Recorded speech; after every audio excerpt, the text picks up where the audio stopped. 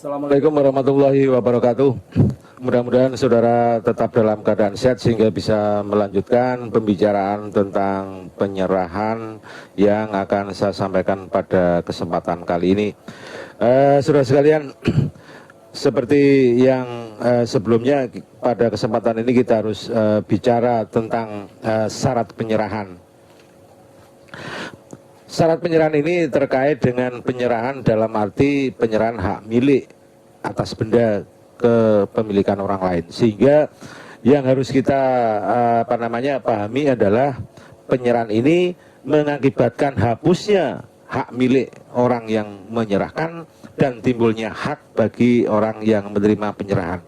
Agar tujuan seperti itu bisa tercapai, ada syarat-syaratnya. Nah, apa syaratnya? Kita lihat.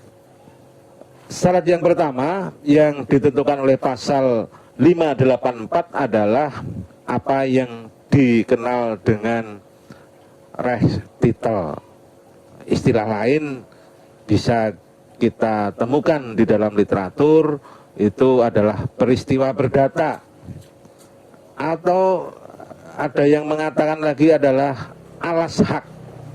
Jadi yang pertama-tama syarat yang diharuskan untuk dilakukan agar penyerahan itu bisa menimbulkan hak milik bagi pihak yang menerima penyerahan, yaitu harus adanya peristiwa perdata, harus ada alas hak, harus ada res titel, atau sederhananya apa sih dasarnya begitu.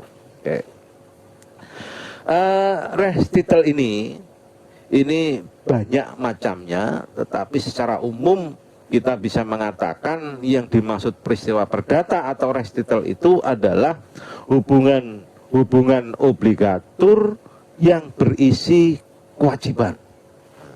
Jadi setiap ada hubungan obligatur, ketika hubungan obligatur itu mewajibkan adanya penyerahan, maka itu yang dimaksud adalah res titel. Konkretnya seperti apa? Hubungan obligator itu umumnya timbul dari hubungan perikatan. Kalau bicara perikatan nanti pada kuliah yang lain nanti kita akan bicara lebih dalam lagi tentang perikatan. Nah, hubungan obligator yang namanya perikatan itu bisa perikatan itu yang timbulnya dari perjanjian maupun perikatan yang timbul dari undang-undang. Nah, berarti perjanjian itu nanti juga bisa menjadi res titel, atau undang-undang juga bisa menjadi res titel sebagai syarat penyerahan. Kalau misalnya res titel itu berupa perjanjian, maka setiap perjanjian yang berisi kewajiban untuk menyerahkan kebendaan itu adalah termasuk sebagai syarat penyerahan. Nah, misalnya jual beli, di dalam jual beli salah satu pihak ada kewajiban menyerahkan kebendaan. Di dalam tukar menukar kedua belah pihak punya kewajiban untuk menyerahkan kebendaan. Ada juga di dalam hibah. Nah, sedangkan kalau hubungan obligator itu timbul dari undang-undang, saudara ingat kemarin sudah kita singgung di awal-awal perkuliahan ini, misalnya adalah terkait dengan mengurus kepentingan orang lain secara sukarela yang kita kenal dengan zakwarneming, yaitu diatur dalam pasal 1354. Nanti saudara lihat, adakah suatu nanti kewajiban untuk menyerahkan kebendaan? Ada. Kemudian juga sebagaimana yang diatur dalam pasal 1359 yang dikenal dengan onverskildebetaleng atau pembayaran yang tidak terutang.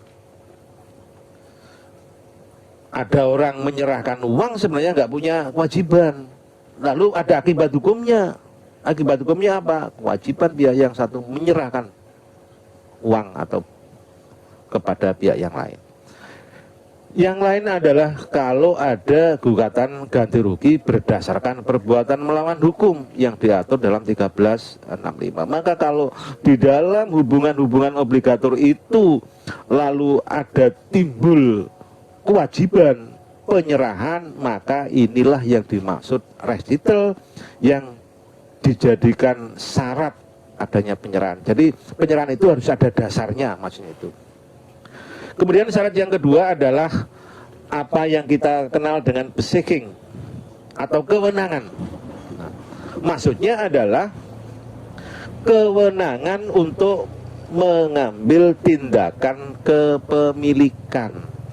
Nah, jadi orang yang menyerahkan, di samping ada dasarnya ketika menyerahkan, ia juga termasuk orang yang punya kewenangan mengambil tindakan kepemilikan atas benda yang diserahkan.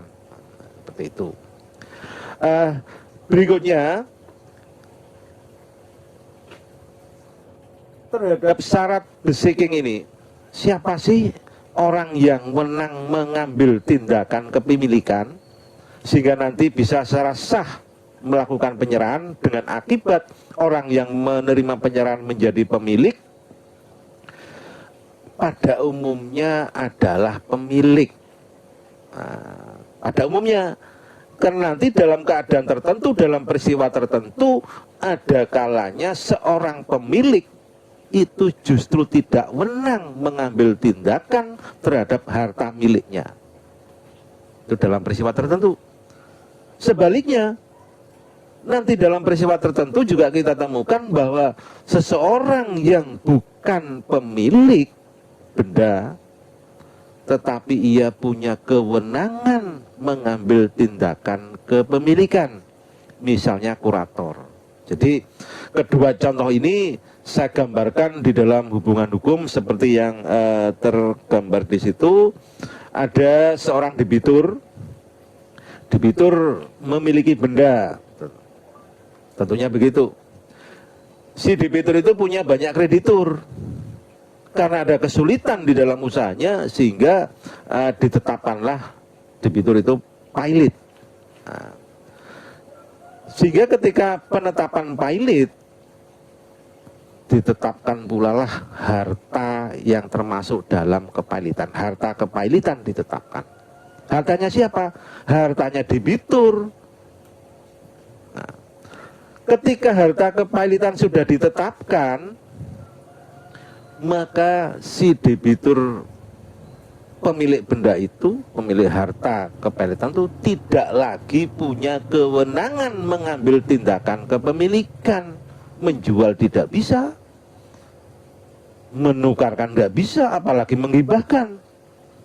Dilarang oleh undang-undang. Lalu siapa pihak yang berhak mengambil tindakan kepemilikan untuk menyelesaikan utang-utang si debitur? Maka ditetapkanlah seseorang atau diangkatlah seseorang itu untuk menjadi kurator. Jadi kurator jelas bukan pemilik harta kepailitan, tetapi oleh undang-undang diberikan suatu hak untuk mengambil tindakan kepemilikan, harus menjual dan seterusnya. Nah, sehingga di dalam ilustrasi itu nampak seorang kurator itu meskipun bukan pemilik tetapi ia punya beseking. Sebaliknya si debitur itu sebenarnya pemilik harta kepailitan tetapi ia tidak punya beseking terhadap harta kepailitan.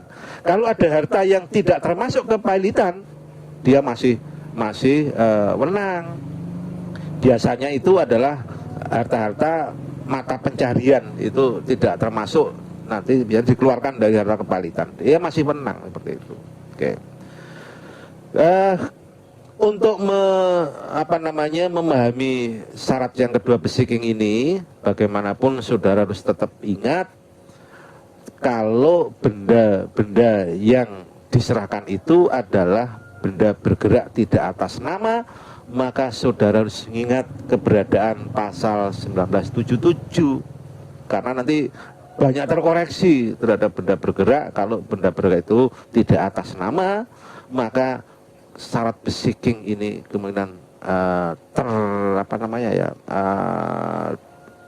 atau diabaikan karena tidak berlaku syarat itu. Karena apa? Karena pihak ketiga yang melihat seseorang menguasai benda itu boleh menganggap sebagai pemilik kalau ia beretikat baik. Nah, ini mengenai syarat penyerahan. Jadi ada dua, recital dan beseeching. Seperti itu.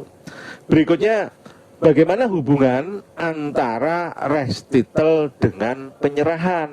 Karena yang dimaksud di sini adalah penyerahan itu harus ada dasarnya, ada alas haknya. Suatu penyerahan itu harus ada peristiwanya berdata, seperti itu. Nah, untuk bisa tahu ini, saya ingin menggambarkan recital dalam hubungan obligatur, yaitu jual beli. Nah, jual beli nanti saudara bisa cek di dalam KUH Perdata buku 3 di pasal 1457. Di sana dikatakan bahwa yang namanya jual beli itu adalah suatu perjanjian dengan mana pihak yang satu mengikatkan diri untuk menyerahkan suatu kebendaan dan pihak yang lain untuk membayar harga. Jadi dengan jual beli itu disepakati, maka menimbulkan kewajiban bagi kedua belah pihak. Bagi penjual punya kewajiban untuk menyerahkan benda yang dijualnya, sedangkan bagi pembeli punya kewajiban untuk membayar harganya. Nah, ini berarti jual beli menjadi hubungan obligatur. Dalam hal ini adalah perjanjian jual beli itu termasuk perjanjian yang bersifat obligatur, yaitu perjanjian yang hanya menimbulkan kewajiban, hak miliknya belum tersentuh. Itu yang hak milik yang benda yang dijual. Karena yang timbul baru kewajiban penjual menyerahkan benda dan kewajiban pembeli membayar harga. Seperti itu. Nah, perjanjian semacam inilah yang dinamakan perjanjian obligatur. Nah, di dalam kaitannya syarat penyerahan ini menjadi syarat yang disebut recital. Nah, penyerahan itu didasarkan pada perjanjian jual beli. Kemudian penyerahannya, penjual punya kewajiban untuk menyerahkan benda kepada siapa? Kepada pembeli. Tujuannya apa? Tujuannya agar pembeli itu menjadi pemilik. Dengan demikian, ini bisa sekaligus untuk menjawab pertanyaan tadi di video yang lalu, bahwa salah satu cara untuk memperoleh hak milik itu ternyata bukan membeli. Karena saudara membeli, akibatnya adalah kewajiban penjual untuk menyerahkan. Kalau benda belum diserahkan, saudara tidak akan jadi pemilik benda yang dibeli, gitu ya. Jadi dengan demikian, karena penyerahan dalam hal ini, penyerahan yang timbul, kewajiban penyerahan yang timbul dari perjanjian jual beli ini, kalau itu dilakukan mengakibatkan si pembeli ini menjadi pemilik, maka penyerahan ini sebenarnya adalah juga perjanjian, tetapi perjanjian kebendaan. Nah, perjanjian kebendaan itu perjanjian yang menimbulkan, merubah maupun menghapus hak kebendaan.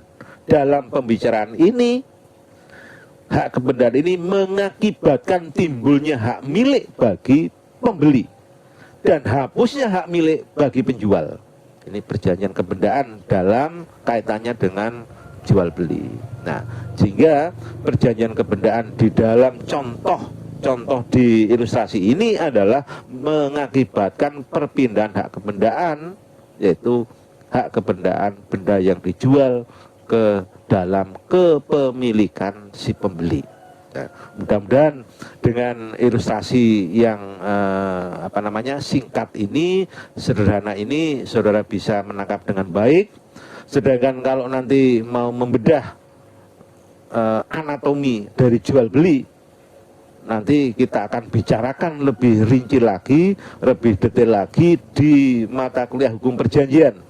Nanti kita akan skema ini atau ilustrasi ini masih bisa kita jabarkan lagi lebih lanjut, sehingga nanti terlihat bagian-bagian dari jual beli dilihat dari berbagai sudut pandang keilmuan itu seperti apa, sehingga saudara bisa memahami keseluruhan secara utuh pelajaran-pelajaran yang tercerai-berai nanti bisa kita pahami dalam satu peristiwa, yaitu jual beli. Baik saudara, ini yang bisa saya sampaikan pada kesempatan ini, mudah-mudahan bermanfaat dan ini nanti menjadi bagian dari video berikutnya karena ini belum selesai. Kita nanti akan masih membicarakan tentang bagaimana problematik hubungan antara restitel dengan penyerahan, seperti itu pada pertemuan yang akan datang. Ini untuk kali ini sampai di sini dulu. Yang penting bisa saudara pahami untuk bahan bekal mengikuti materi yang akan datang. Baik, kurang lebihnya mohon maaf. Wassalamualaikum warahmatullahi wabarakatuh. Sampai bertemu kembali.